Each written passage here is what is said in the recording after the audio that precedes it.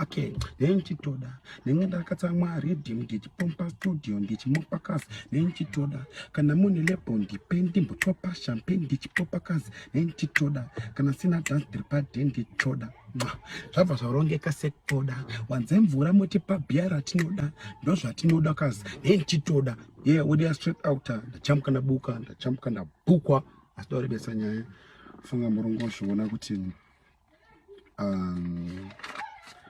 visa rabuda. So 27 May, UK, get ready. It's all about New Generation Entertainment presents Zimbabwe UK Cup Clash.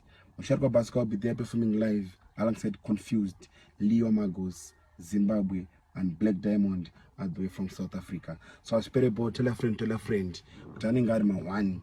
27 May, Palm Beach, 27 May. See you there. Twete atinoda timespe chiona andikwerete nekusada kamna matoke kubawa. Something big up on King of Fred, really.